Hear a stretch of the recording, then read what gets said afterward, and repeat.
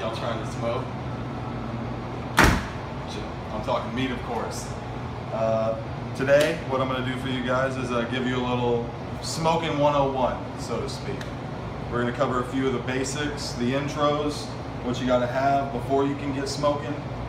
The rubs, that's the granddaddy, that's the most important part, how you season your meat before you get it cooked. And then we'll cover the final steps. Smoking meat is a lost art, I feel, personally. By the way, before I go any further, I'd like to thank Four Rivers Smokehouse for letting me use basically their establishment as like an on-site demo for you guys today.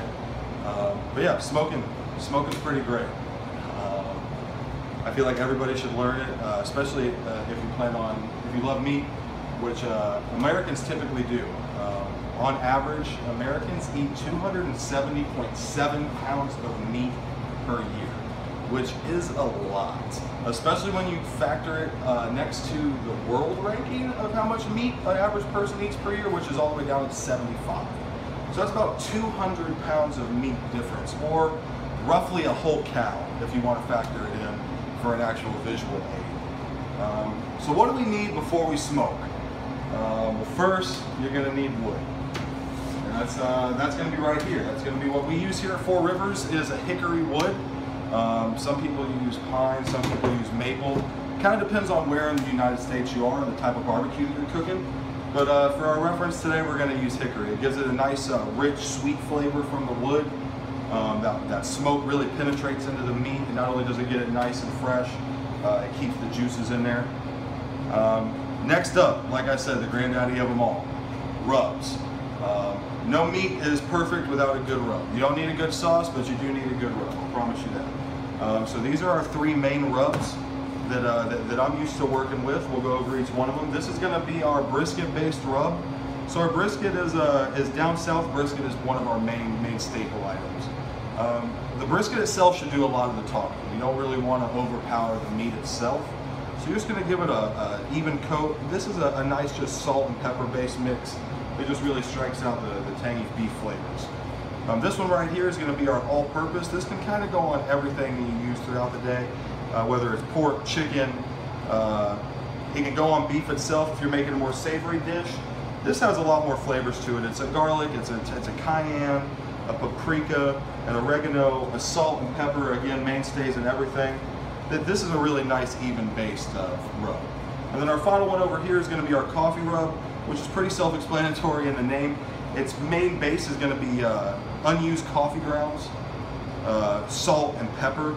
We put these more on our tangy and savory meats, such as our prime rib and our Santa Maria tri-tip that we cook here at the smokehouse. And what you guys have all been waiting for. Let's look at some of the final products. So this right here is going to be our pulled chicken.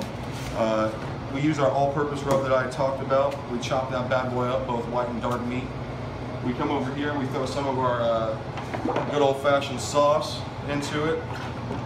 Mix that bad boy up and slap them on some sandwiches for everyone to enjoy. This is going to be that brisket that I was talking about, the staple item of the South, I'd probably say, or at least the Texas region. Nice big bad boy coming off right of the hind region of the cow. This is going to be the pork butt. This comes from a pig. Most of you know it as pulled pork.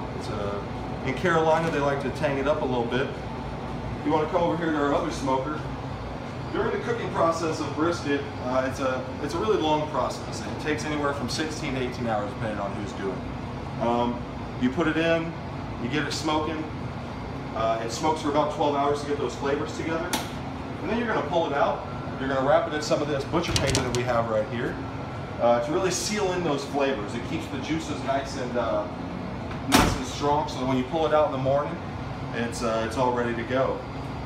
I hope I haven't given away too many of Willy Wonka's Four Rivers secrets today in this video, but I wanted to inform you guys. I mean, everybody eats. At least 80% of Americans are non-vegetarians, so I mean, most of us do eat meat. Smoking's a way to really get the full flavor out of it. And I really encourage you guys after watching this to give it a try if you haven't. It's something that you guys can really enjoy, so smoke it up.